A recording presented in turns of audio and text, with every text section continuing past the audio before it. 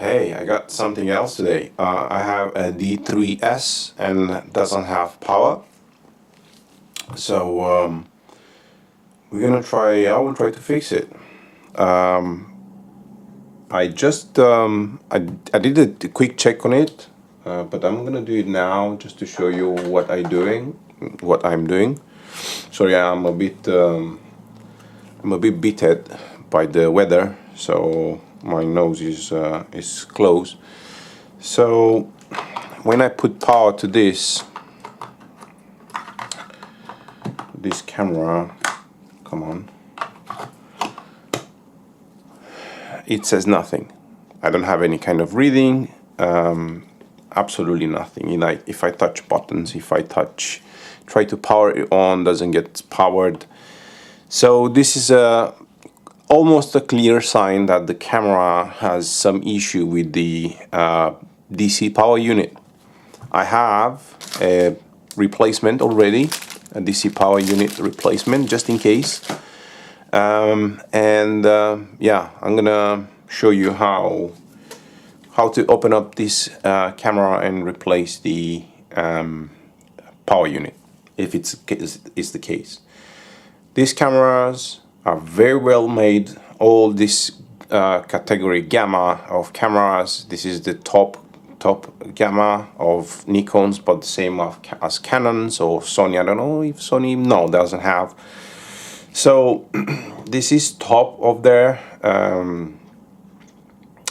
category, and this is the best cameras to work with. These are basically built like a tank, as you can see, and they are indestructible, almost indestructible. Definitely in this case, the power doesn't come on. It might be some fault with the power driver, but beside that, these cameras are made to last and made to hold and made to do your pictures the way you want. As I was saying, the best, I love working with these cameras because in some way simplicity of the components, the way the components are placed, the way the camera is made to be serviced and fix it, has a really good logic, amazing logic, great engineering. I'm not that happy about the Nikon engineering with other categories of cameras. Let's say entry level, it's a pain. It's better not to work with, unfortunately. And advanced and semi-pro, let's say semi-pro, excuse me, semi-pro, again, it's okay to work with it, but not like other brands like Canon and Sony.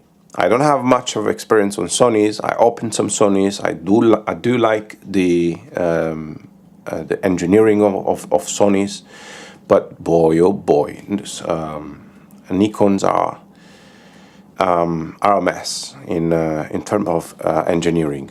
Anyways, that's been said, let's open this baby up and see what's wrong with it.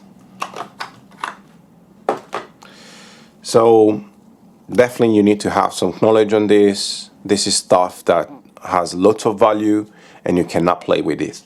You cannot like have some experience on it. In order to fix this kind of camera, you need to have experience. You must have a really good knowledge.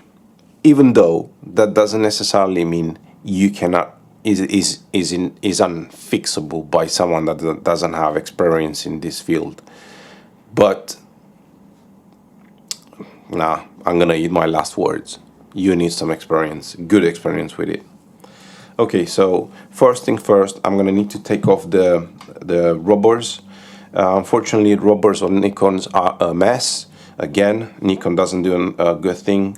What happens with Nikon rubbers? They tend to expand because of the our sweat and salt that we create on our hands, and the rubber tends to get damaged very easily. The better way to prevent that is to clean your camera, your rubbers regularly, even with a piece of cloth with a bit of warm water and soap. You need to mix some warm water and soap, not too much, maybe 200 milliliters of water and maybe just a drop of your soap, a disposer, right? You mix that, you put it on a piece of cloth, and you just clean your camera. Another way which I do prefer is to clean with facial wipes. I don't have facial wipes for cleaning. I don't have them with me now. To cleaning facial cleaning makeup, that is very good. You can take the one without alcohol. Even with alcohol is good, but you can also use the one without alcohol if you want to use more frequently to clean more frequently your camera. All right, so let's open this up. Taking the rubbers, as I was saying, it's very hard to take them off first of all, and then they might get the double tape. It gets damaged all the time. Depends on how old the camera is and how much sweat went inside the camera, the rubber. As you can see, it's extremely hard.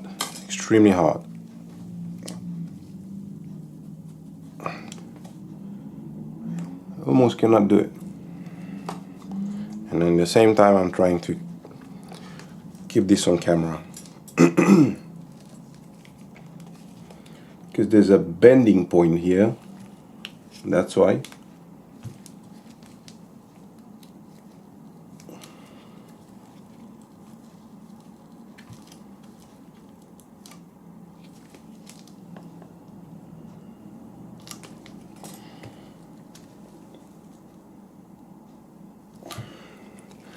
I'll try to open it up from the front. Here we go. Actually, I'm not gonna open it up completely this time because it's always a mess to work with these rubbers. I'm just gonna open like that because I need to reach 3 screws, these 2, and there's another one here. So hard.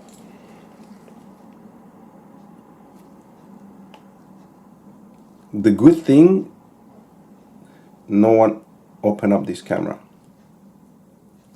so that's very good.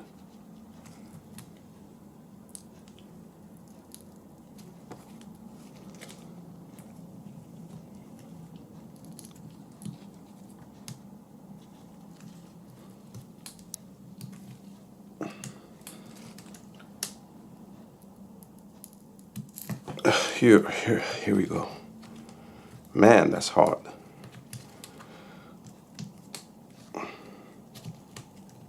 All right. So, as I was saying, that 3 screws in the front.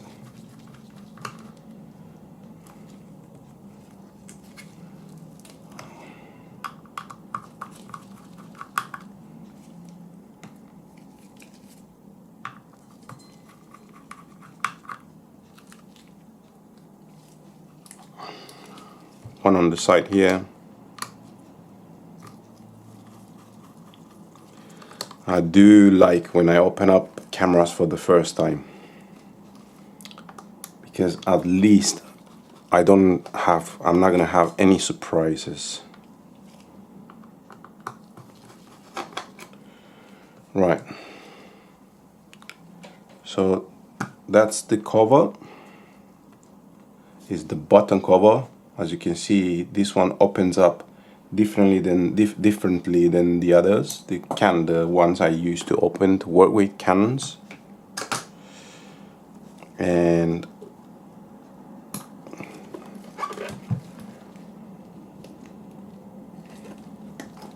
let me see.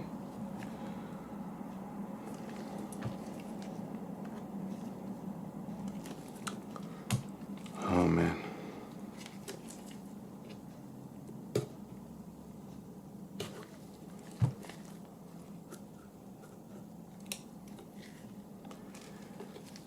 Might have missed one screw, but I don't think so.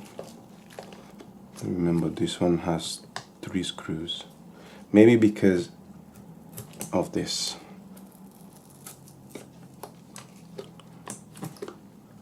Here we go.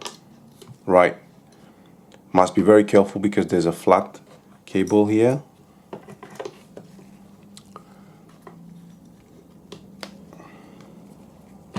Which is this one. Right.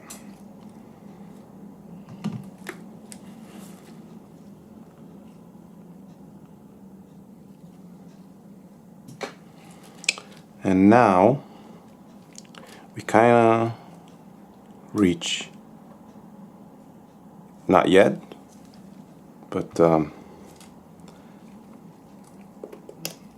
kind of reach the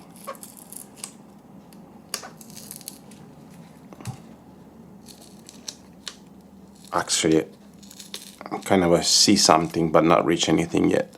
So there are 2 screws hidden here.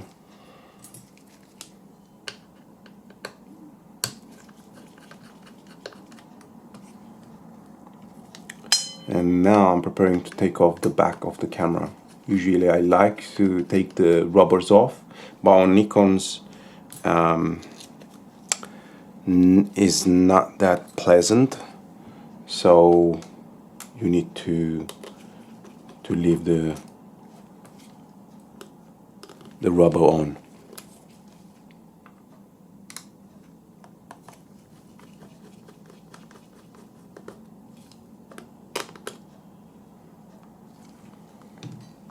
Alright, so next, this should be free.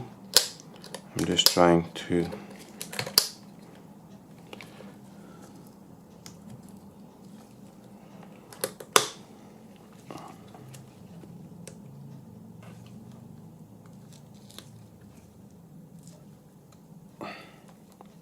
come on. This is because it has a sealing. It's a sponge, so that tends to get stuck to this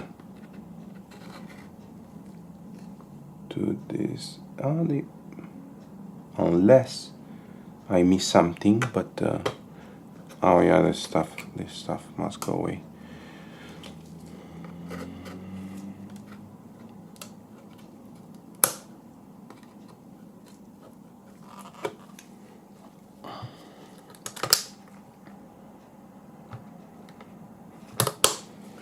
No, so far so good.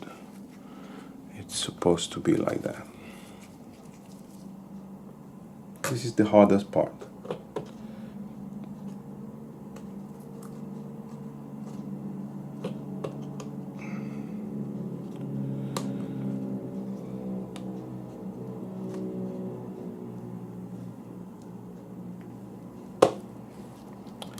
There's something else that holds it in place. Okay, it might be this screw here. So I am familiar with D3 and not the D3s, and they might have add something extra. It's just an extra screw.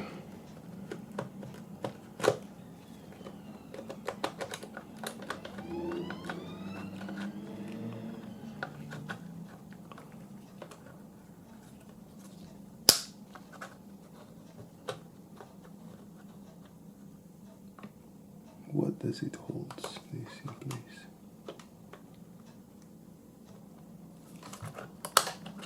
Here we go. I had to close it. Right. So next I need to disconnect the flats. Disconnecting the flats like that.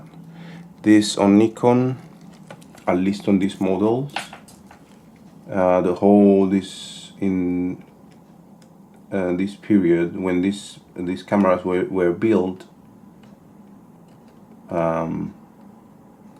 Nikon was doing, I don't know, they're all the same, to be honest, even the new models. So Nikon was doing some connectors, flat connectors, of which they were very very fragile. So you must be very careful. This is the most fragile flat connector. It's so easy to damage it.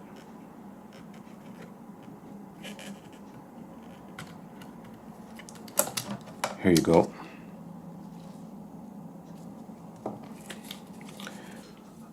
As you might notice, I'm not talking much because I'm very focused on what I'm doing.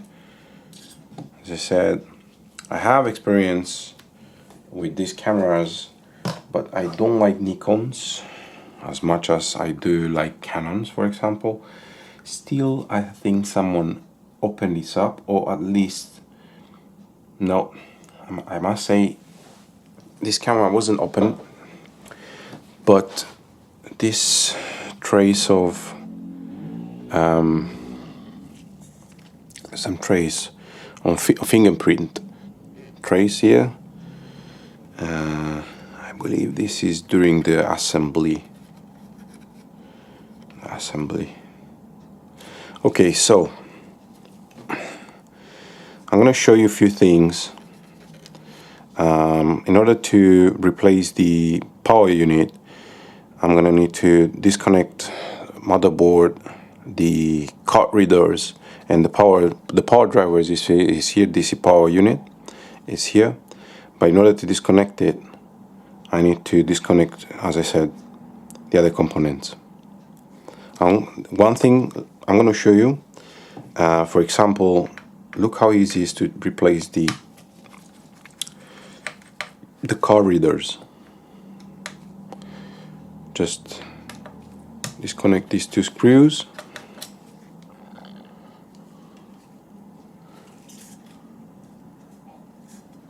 I don't know what's the best way to put the light here, and just take this up. Actually, before this, there's a shield here that I need to take it off because it's way better. I can do it even without, but it's way better if I take it off. Right, just take this, put it aside, and now I have access to the card reader. And look at that, I just changed the card reader. If I need to disconnect it, so I'm gonna do that next because I need this space here. So easy, very straightforward. This is like a Ferrari car. I'm just guessing, I didn't open a Ferrari car. It's like a Rolex, at least a Rolex. I've seen a Rolex being opened live, so it's like a Rolex. Everything goes perfectly, stays in the right place and easy to access. Let me see. They made some change from D3 and D3s. They've made some slight changes, and I do hope I will be able to take the motherboard out without disconnecting this side, because if I need to disconnect this side, I'm going to need to disconnect also this rubber, which I don't want. So the less points I disconnect, the less rubber I need to take off, and this is my focus now. I don't want to disconnect any rubbers, because these rubbers, as I'm repeating myself, are a mess. Okay, so disconnecting the motherboard, I will take. Let me see if I can disconnect this now. So this plug goes here, and there's another one underneath. Let me see if I can reach that as well. I want to disconnect it now before I release the motherboard. So this kind of cameras are, as I was saying, they are built as a tank. You're not gonna see much of a plastic inside or outside. The body is fully in magnesium.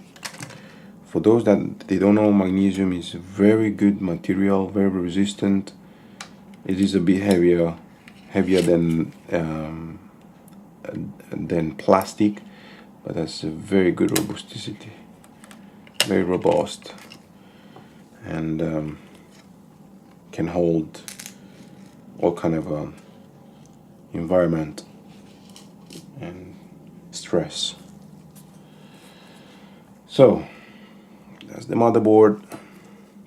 I have this flat cable. This is from the the CF compact flashes card readers. Next I need to disconnect the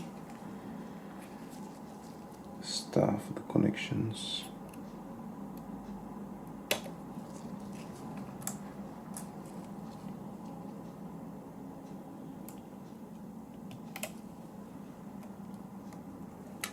Another connection, another connector here. It's this one here. It's very hard to take it off, and also very easy to damage it. Very easy to damage it. So I'm gonna do very gently. I'm gonna just pull it up. Hopefully, and let's see if I might need to go under the microscope. I will go under the microscope because I don't want to mess around with this. This flex it's a cable connector.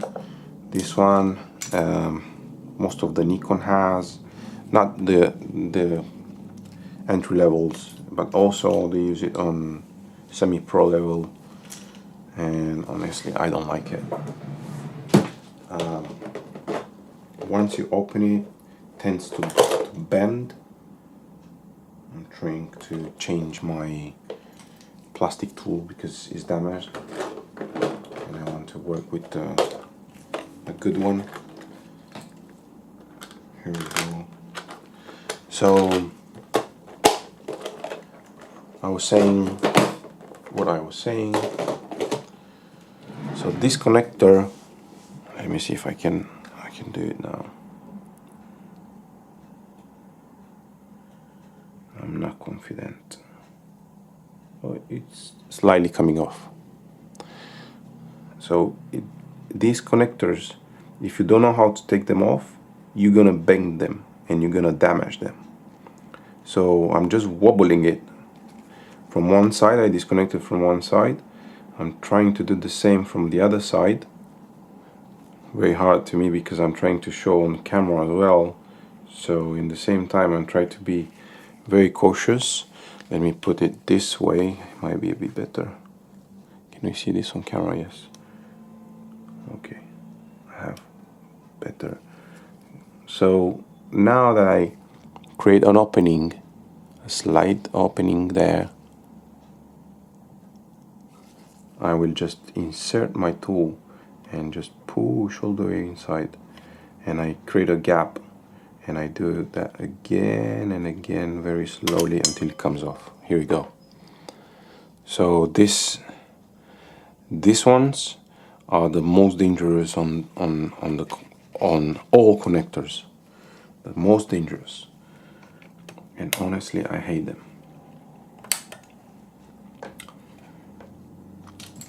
Okay, it's another tiny connector here.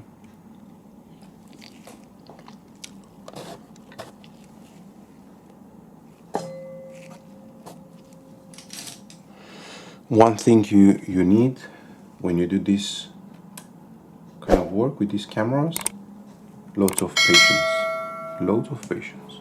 You don't need to go any fast. You don't need to think on what you're gonna eat tonight. You don't need to think what you're gonna go and drink with your friends.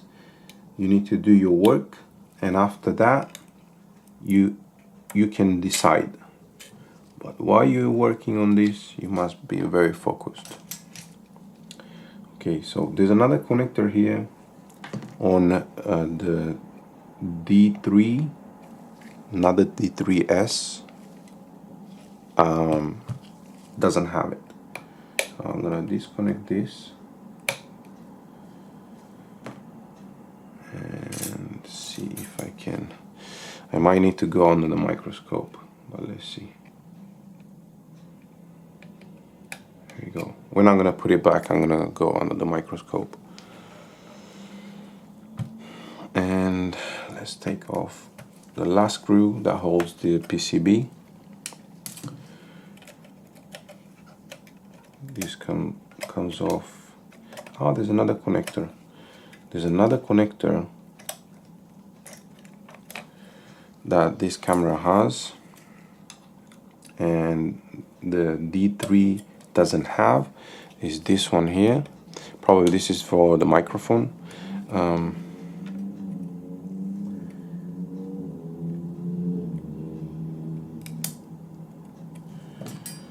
Let me use something else.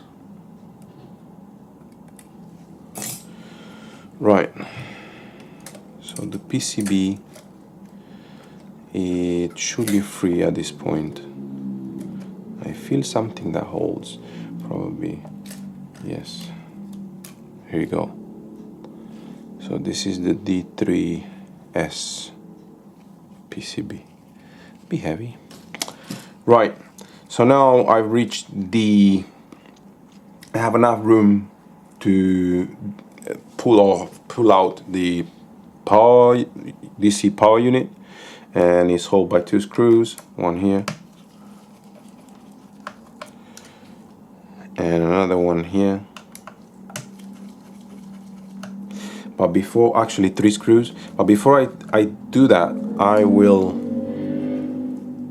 disconnect. I will need to disconnect those wires, all those wires. Yep, let me do that first. I'm gonna put some flux.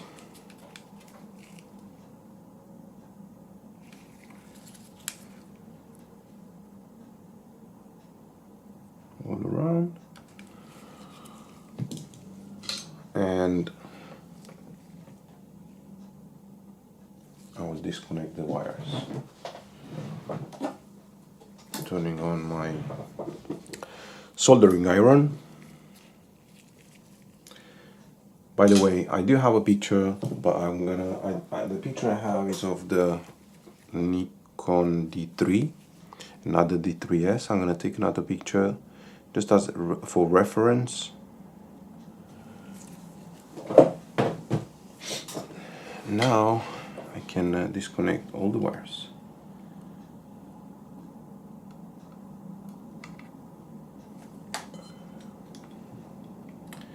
I know you cannot see what I'm doing, but I'm just disconnecting some wires. Nothing special.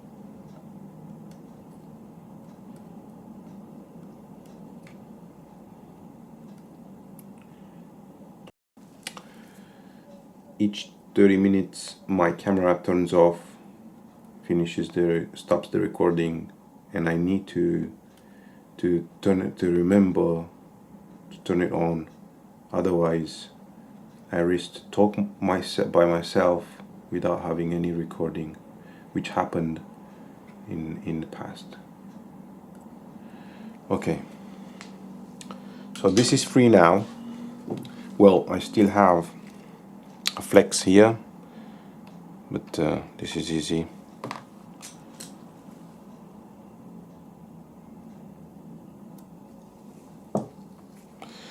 So I was saying before, there are two screws, are not two screws, are three. Two screws on one type and another screw. It's two screws, both the same, and there's another screw which is different, and it's all the way down here. You cannot see it, might be able to see now. Okay, so DC power unit, free.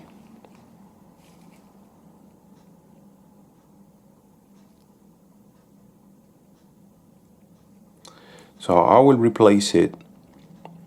Hopefully, yeah, I can see some damage already. Huh? Let me see on the microscope. I'm just doing a quick check, but since I have it, I will replace it and see how it goes.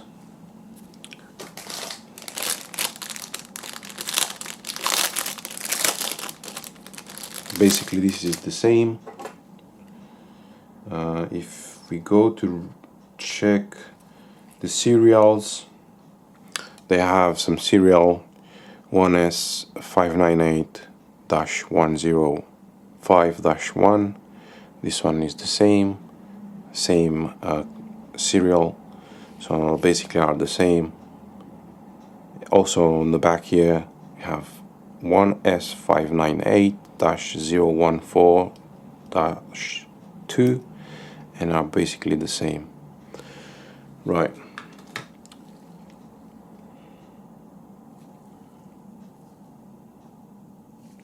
I hope I took the good one and didn't mix them. No, I cannot mix them because I can see this is not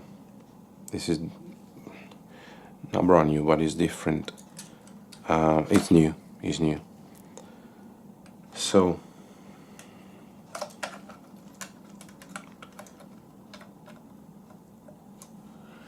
placing this back, careful not to put any wires underneath down here.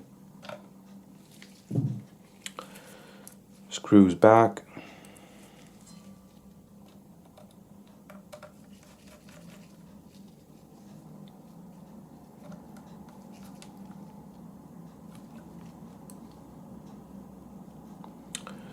You might wonder why it may fail, this power drive. You know, when a camera just stops working and you didn't have any kind of water or humidity, moisture contact with the camera, and the camera suddenly stops, the first thing that fails, it's the power board.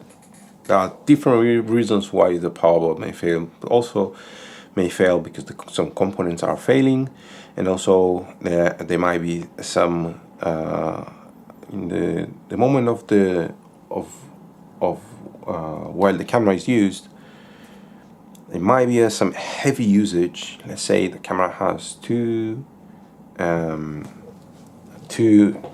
compact flashes, in this case two memory cards inside. The camera saves in RAW, saves in JPEG. The user is doing loads of pictures, and it constantly takes pictures, and doing that, even if it's supposed to hold all the load, the camera, the power board might fail because the load in that case, it will be very high. We're talking about amps. It might be 1.5 2 amps at the scale of this camera, if not more in some cases. And yeah, the power driver, the DC power unit fails. It might happen to fail. So okay, I need to put all the stuff back now. I'm going to start with the motherboard. I'm going to place this now because it is a very bad angle. I'm going to install it now, otherwise I'm trying to do this while I'm very distant from it. Right, I'm trying to show on camera as well what's going on. This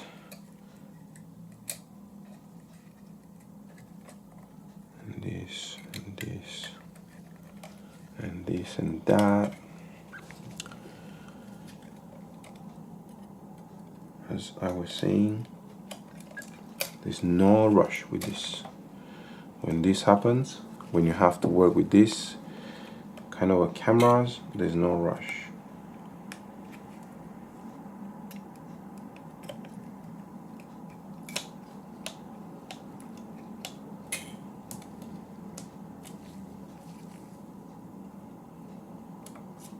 Here we go. Okay, so I need to place one screw only before I put the shield, which goes here. Reconnecting the flats.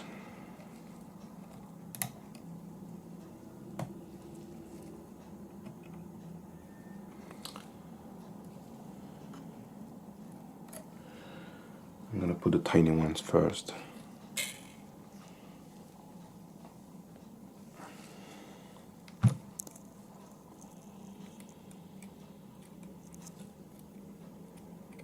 When you put the flats back, always try to twist the camera in the way that you have a very comfortable position for your hand to manage the movement and placing the flats.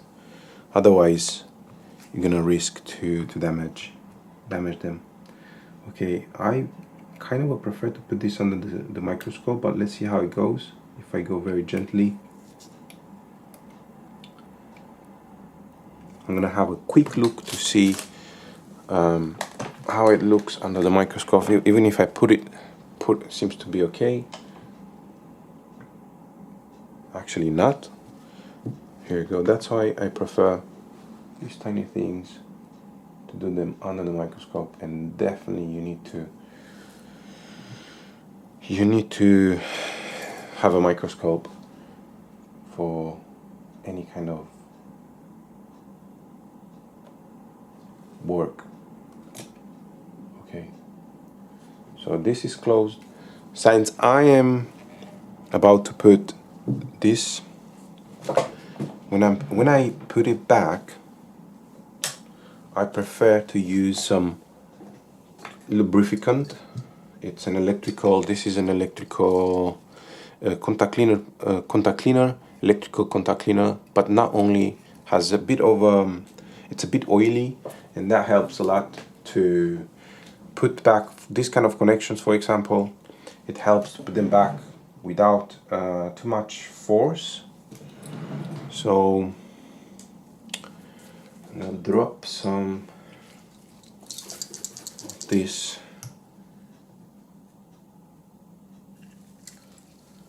Put it on a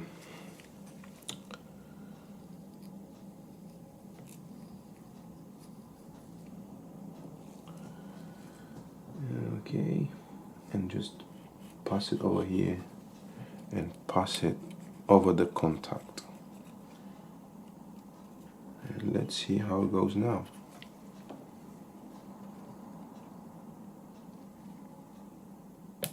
Oh, I like that sound. Okay, so this went well, this went well, this went well. I need to put this.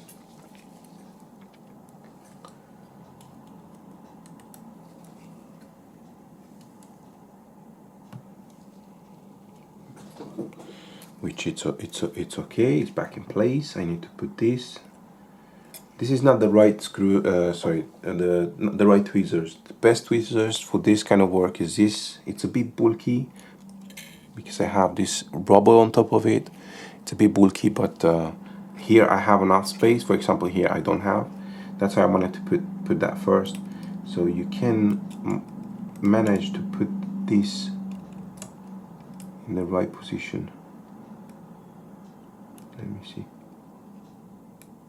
Yes, that's in. Adding the other connectors, these big ones.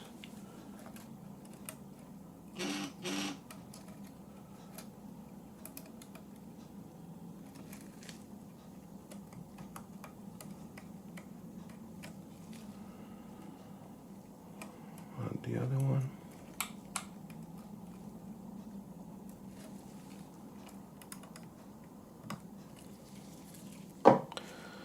Right, so now next I will need to put all the wires, all those wires that's sticking around here, to put them back in place. And let's see how can we do that. Before I do that, I will connect this flex.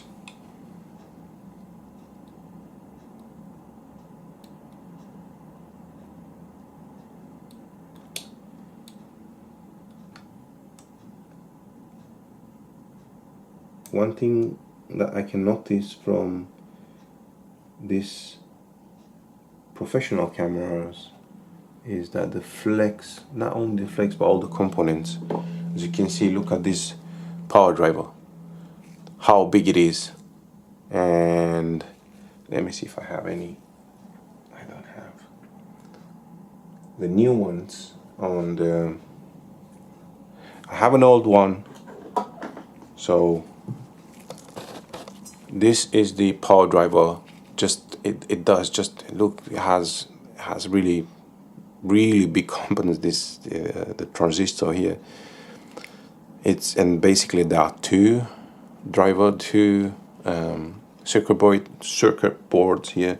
This one, for example, has just very tiny components here, a bit of components here. But this is for a Canon, an old Canon 600D, and also this holds. So on this side is basically the power. This is the power. On this other side is the flash driver. So this is doing two things. Anyways, it's time to put back the wires. I need to check my picture. See the configuration of the wires.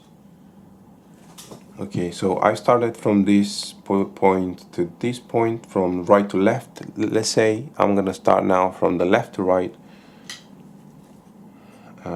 just because there's no order, but just because this black wire is positioned in a strange, it's in a strange position, so that's why. I'm gonna put some flux because I like flux. It makes the work very nice.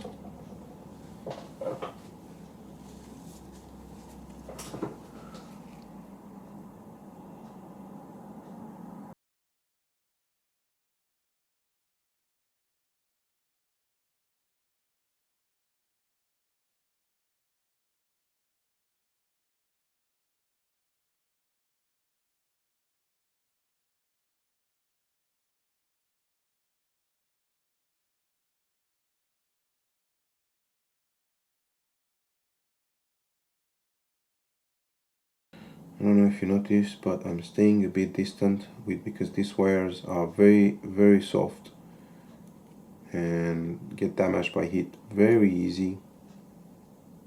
I think I think Nikon makes them in purpose. Yeah, you're not gonna believe it, but yes, these guys, they do everything for you not to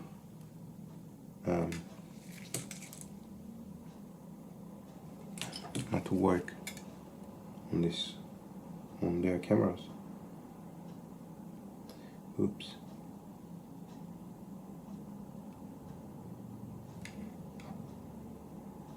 And the last one.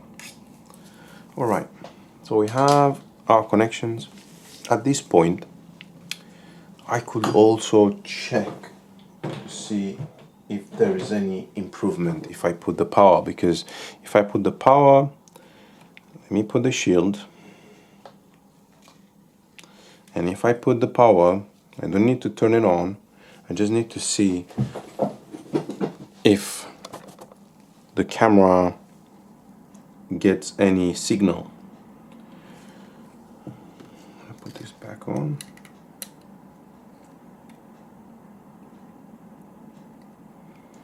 On the D3 version, they made something really interesting. I don't know if you can see these cuts. This flat cable has two cuts on the side, one here and one on this other side. Basically, that's the center where this connector stays. Come on. So the center of this connector. And what they did on the D3 models, they put a white sign on the sides, one here and one here. So for you to be easy to be in order for you to be easier to place it back, but not anymore. Anyways,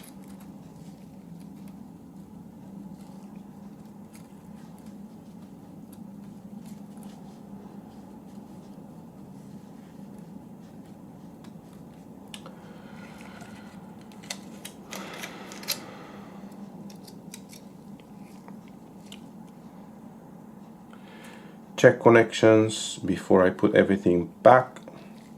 All the connections are in place. This went off, went out. Yeah, everything looks fine, as it should. Placing the shield.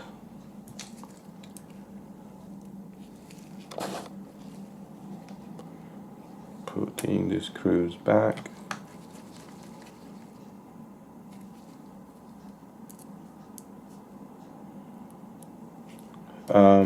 When you work with Nikons, remember to put everything back on the motherboard. If you have this kind of shield, you must put it back before you test your camera. Otherwise, you're gonna damage it. It's something, I don't know with the newer models, but with the old models, they used to do. If you were about to check your camera, test your camera, put the battery in, while the camera was open and without this shield placed back, you will have damaged your PCB. Okay, so let's see what's happening now when we put some power.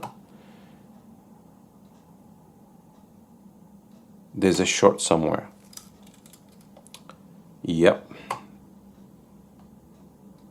Because the power driver, I got a short.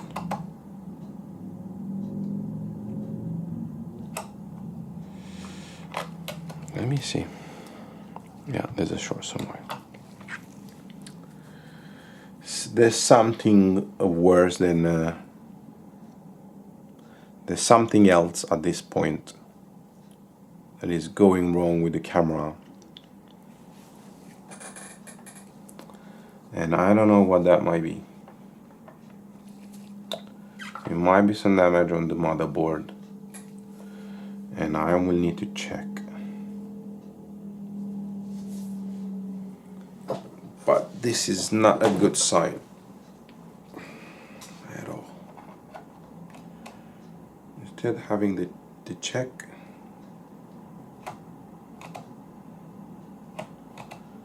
there's a 50 milliamps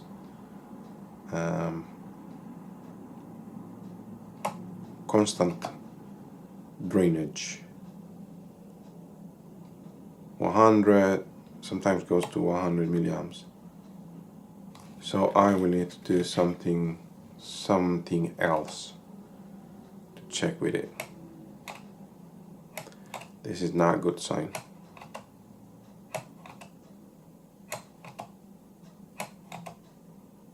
But this is still, this is a progress that was made. And what I can do, let me see. Let me put that back again. Yeah. Next thing to focus is the PCB. I'll disconnect this from the PCB to see if there is an improvement. Nope. What I usually do when the PCB gets faulty, there might be also something else wrong with the PCB.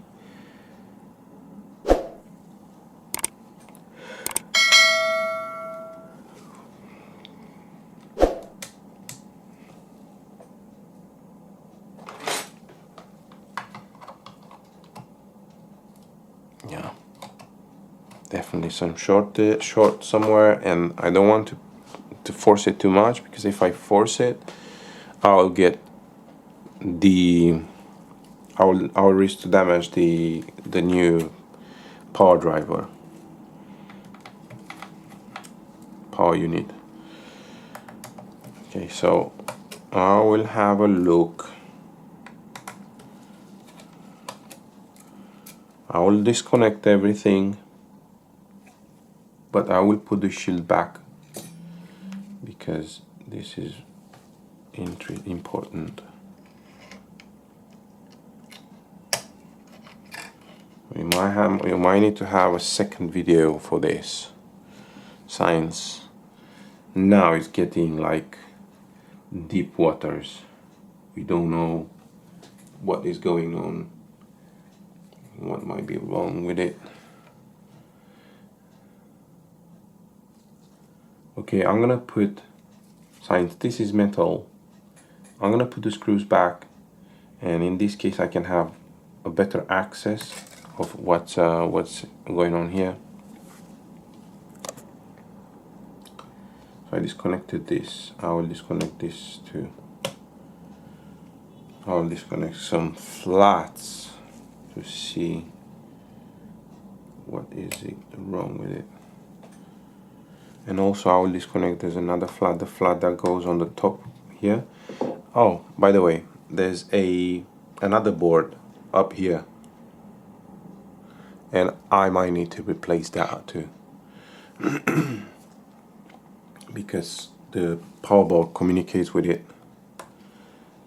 So let me disconnect that and see if there is any change. That's my watch. Right, so also this I should disconnect. Let me see. I'll try to put it out. And that should be enough. Here we go. So now basically I am powering only the motherboard. I'm not powering anything else. And yeah, I can put this back because I just remember there's another circuit board here which might be faulty as well.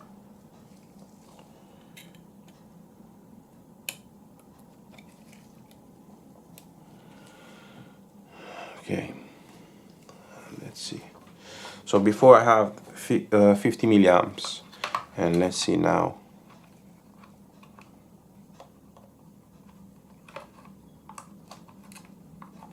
Come on. No short. Nothing. I don't have the short. That's very good. That's very good. Okay, so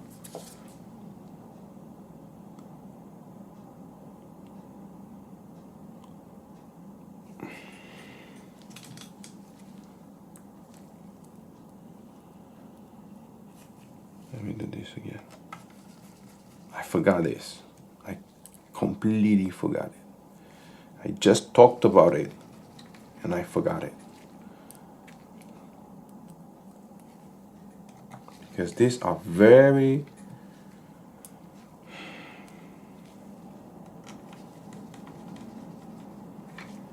hey.